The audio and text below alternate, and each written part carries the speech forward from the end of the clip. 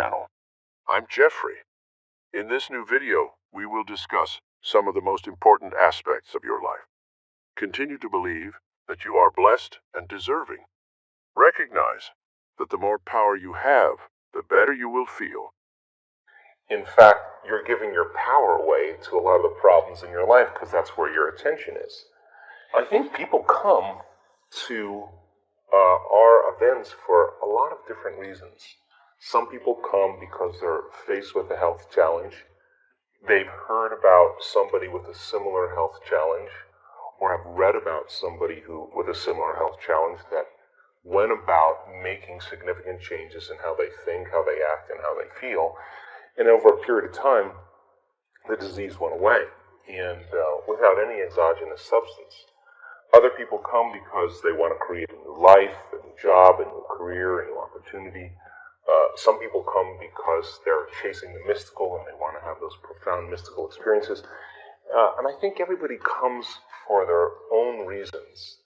But what we're learning now is that in these 7-day events, and I'll talk about why we do those 7-day events in a minute, but there comes a point where people start experiencing a greater level of wholeness.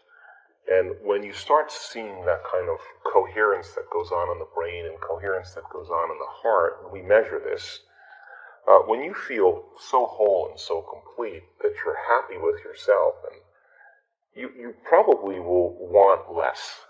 And you're less reliant on anything outside of you to bring you joy. And I think that kind of is who we are innately. So people come for all kinds of reasons. And they think it's because they want wealth, or they want health, or they want a new relationship. But it's who they become in the process. Because that's what you take with you. And so we were doing these 4.5-day advanced events.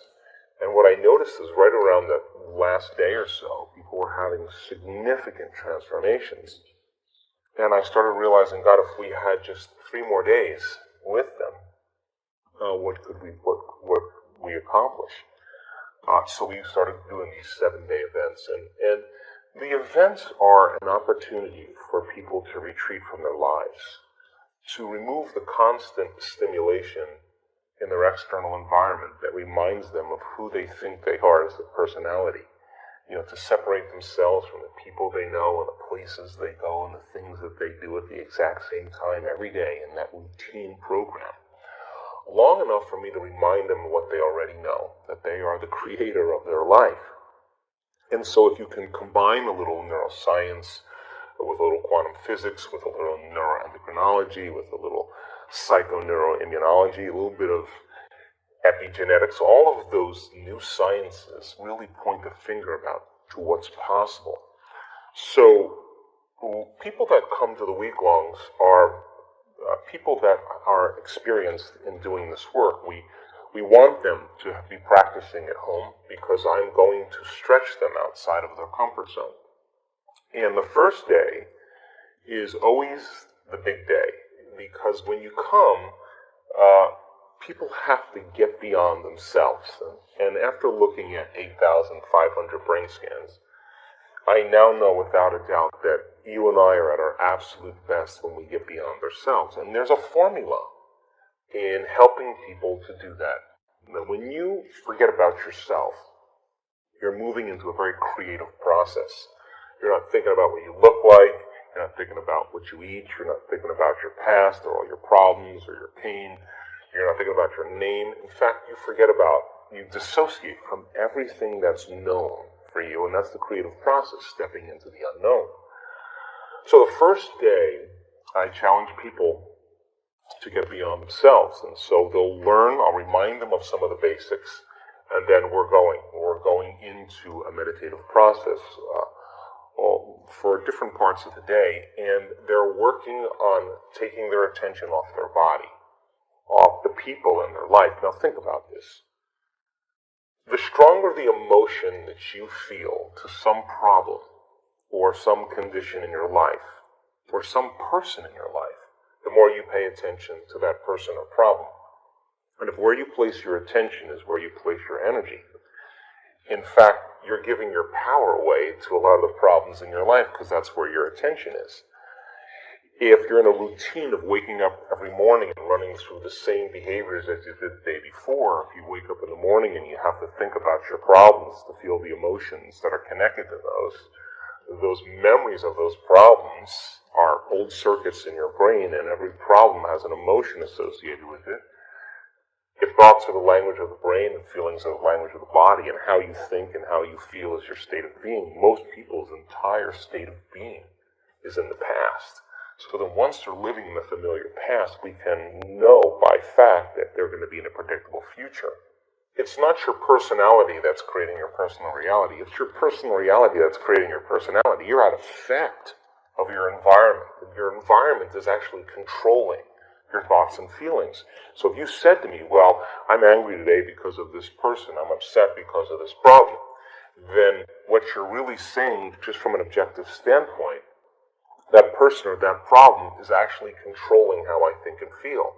Which means if I'm reacting to the conditions in my environment, then for the most part I'm a victim to my environment. But turning the battleship around, turning that model around, because how you think and how you feel should begin to produce an effect in your life if you were able to change it. So then people have to lay down the very thing that they've been using their entire life in the same way to get what they want for something greater to happen. So the first day is about overcoming ourselves. It's taking your attention off your environment, forgetting about your body and the emotions and pain and disease and whatever else, and get beyond that program of a predictable future and a familiar past, and get beyond the concept of linear time and fall into the present moment. And that formula then has a biological effect in the brain and body that we can actually anticipate, expect, predict when we see a person starting to overcome themselves. And after looking at enough brain scans, I saw then that people were able to get beyond themselves to move into that creative state. So, well, think about it. Have you ever sat at your computer writing an article or reviewing something or studying, and you look up and it's 2.5 hours later and you have no idea where time went?